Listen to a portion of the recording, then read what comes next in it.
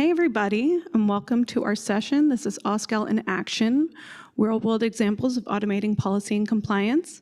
And I'm Jen Power.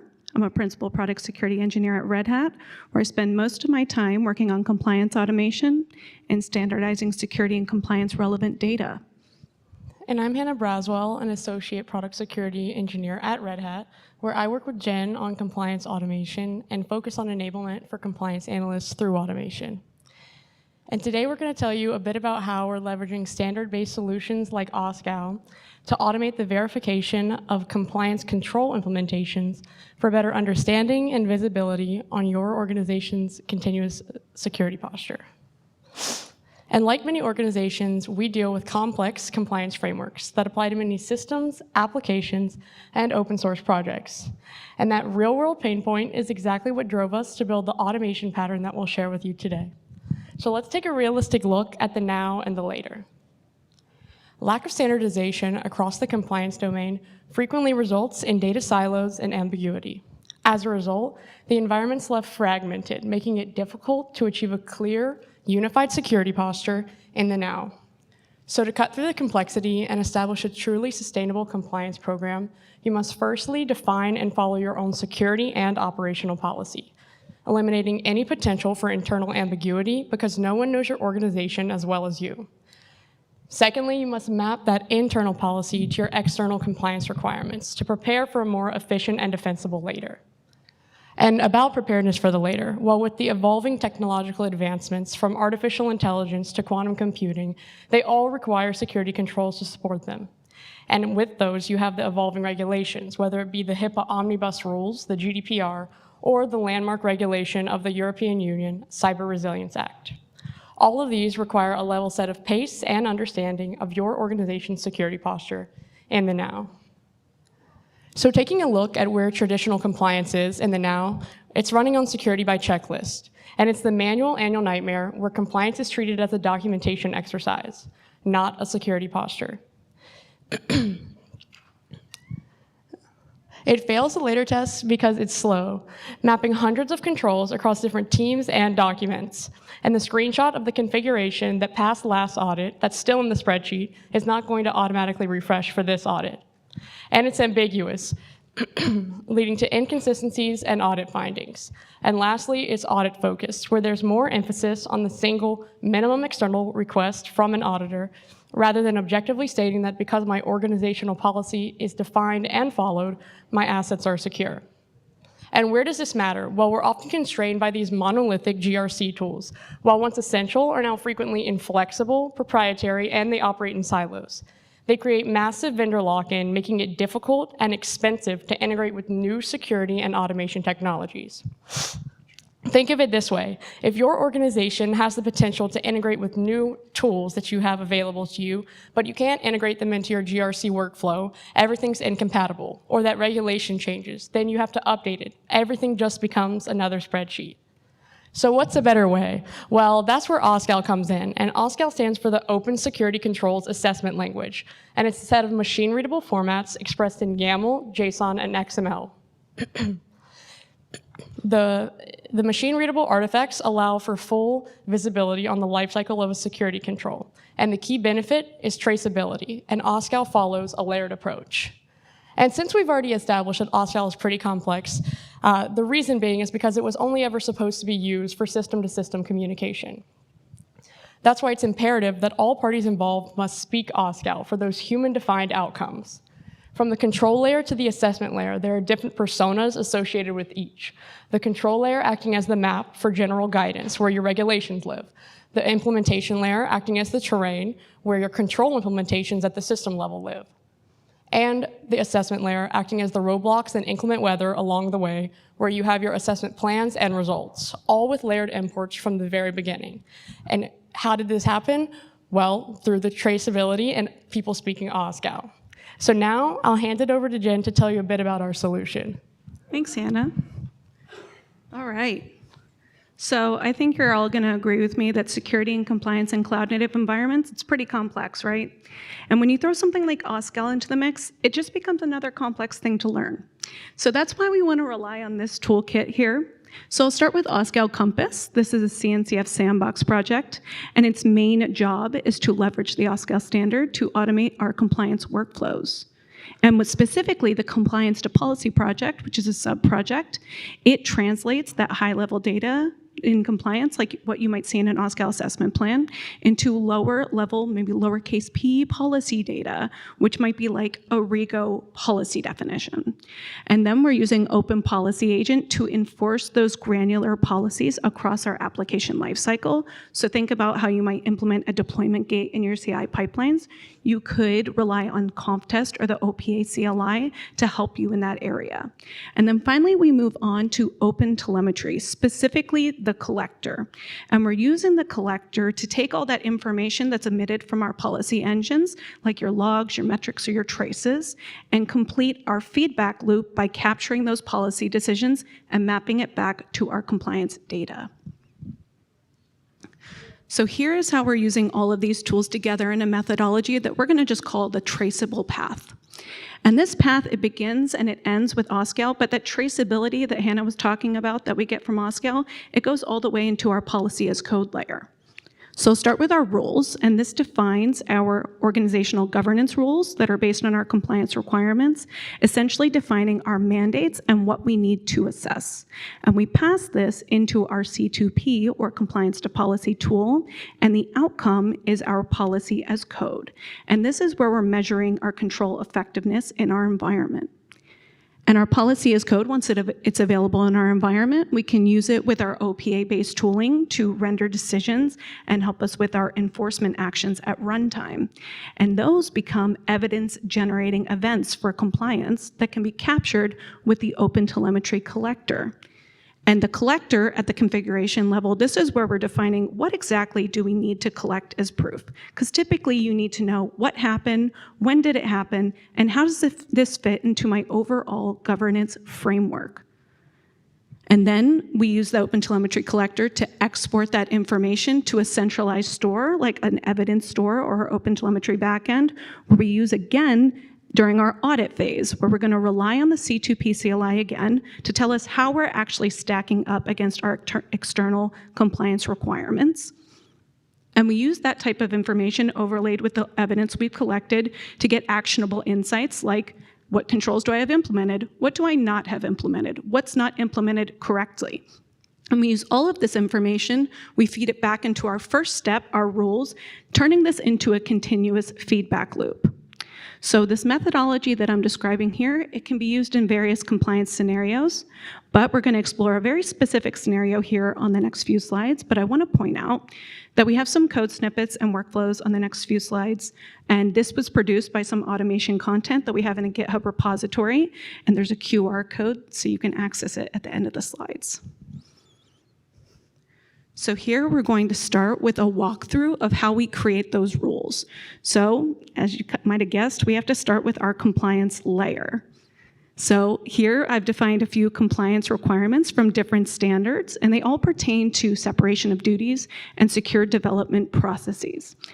But like Hannah was saying, these are our minimum requirements. So we have to think of them as our jumping off point or our floor. And our real goal is to make sure that as we work through our governance layer, that these security controls are right-sized for our organizational needs. And that's where we move into our governance layer, where we have to start by defining our technology-specific controls. And in order to do that, we typically have to know what capabilities are in our environment or the types of components we have. And we need to create or adopt security best practices on how we secure those.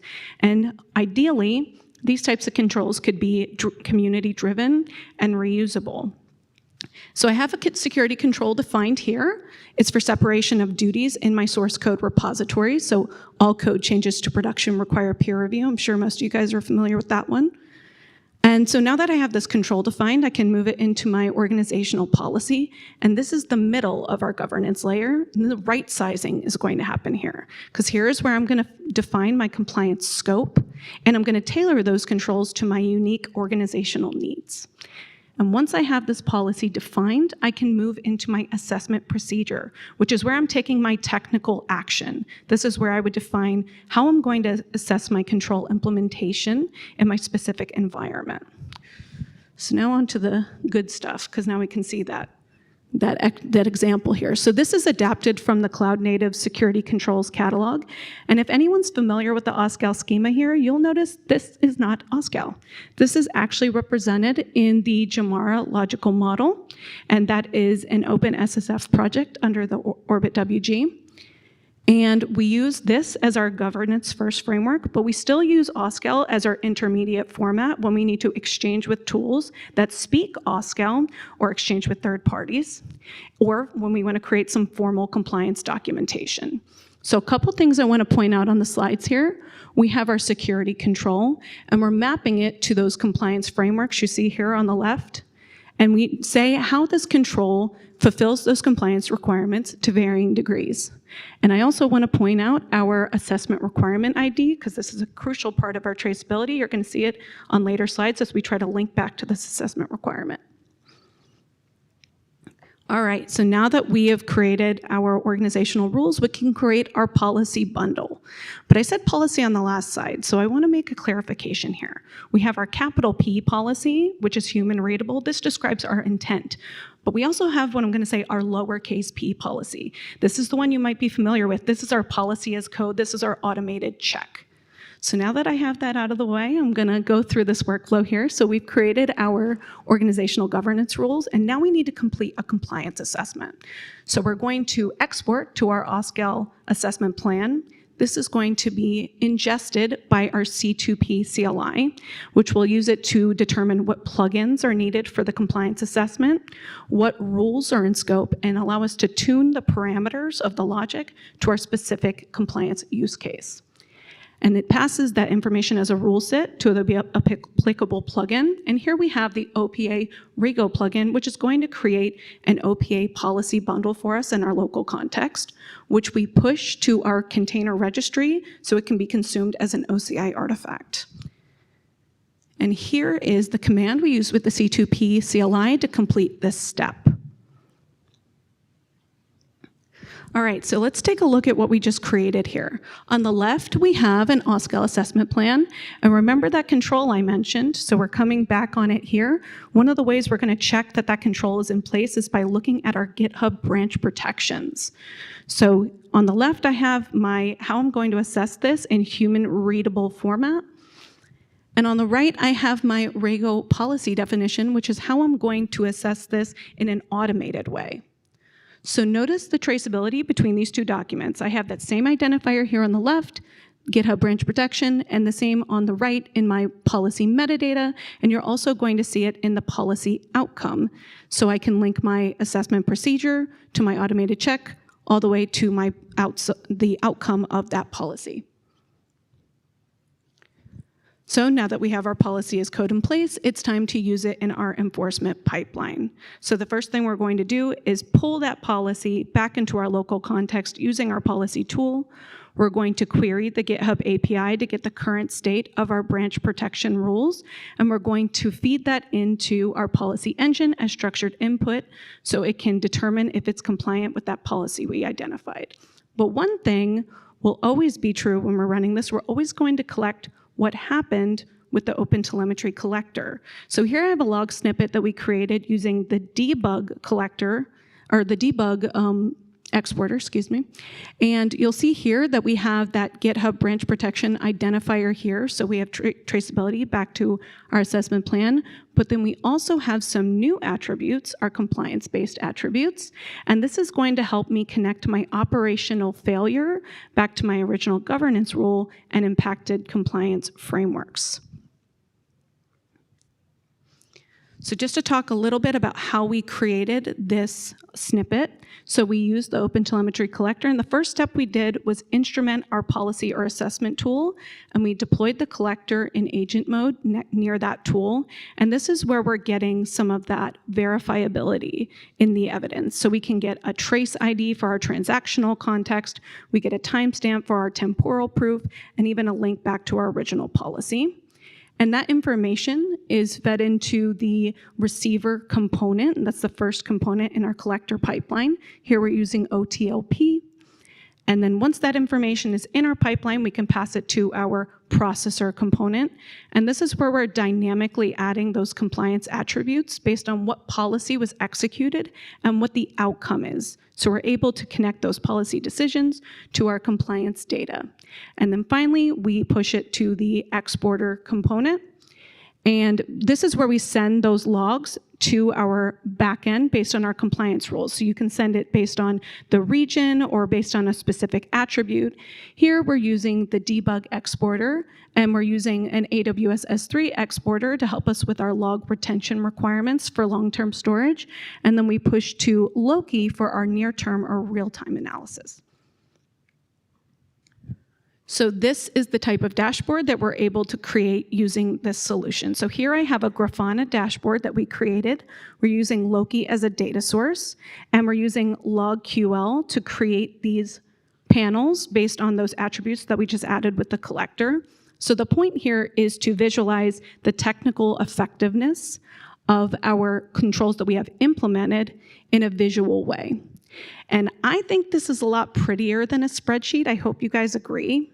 But what else do we get over a spreadsheet with this solution? So we get structured, normalized information we can use to establish a baseline, and we can develop metrics around our control health.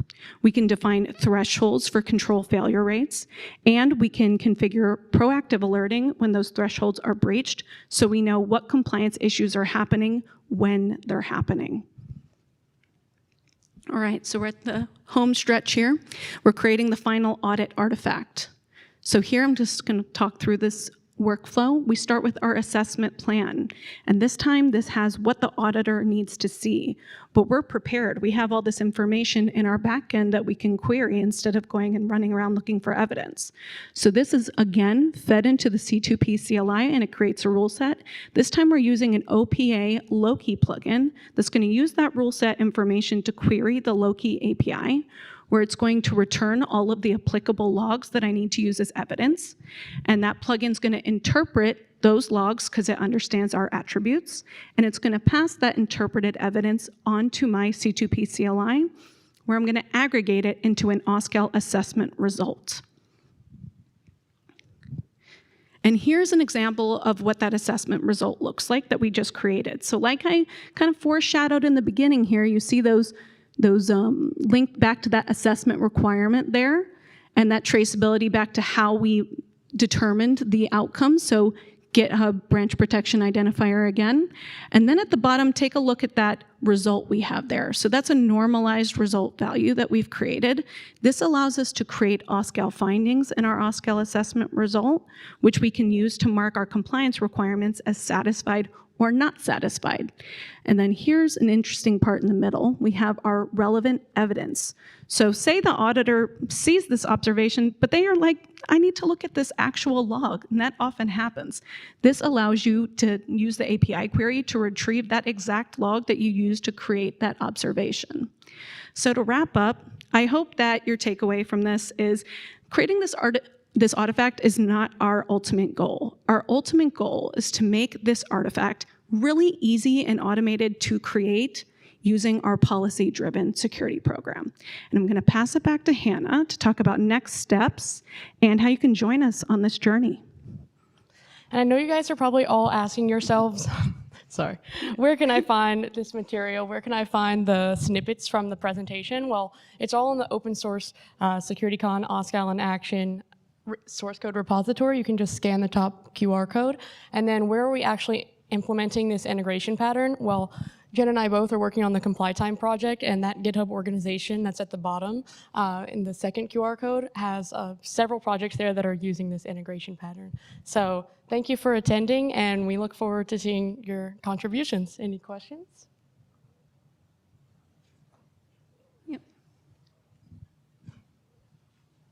So traditional security governance, I don't know if this is on. So traditional security governance, there's a section that looks at the identities and compares the identities to entitlements, and then is used for risk. Why did you not start from the identities to try and build this compliance tool?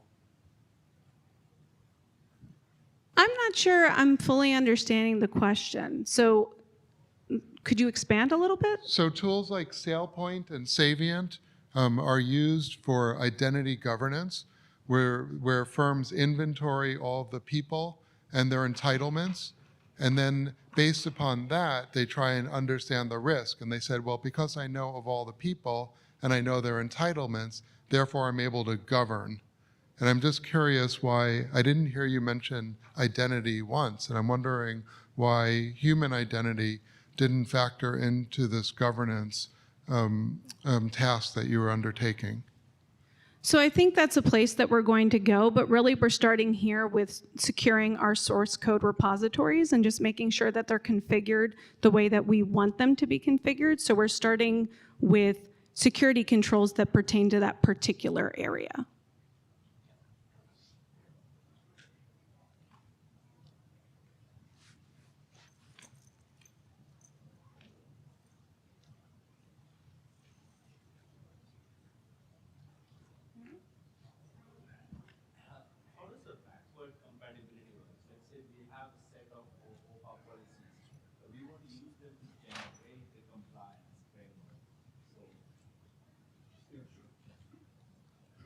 Yeah, I was asking how does the backward compatibility works? Let's say we already have a baseline of OPA policies, but we want to use them to map against a framework like a compliance framework and then generate the YAML standards that you are putting. Is that a functionality today?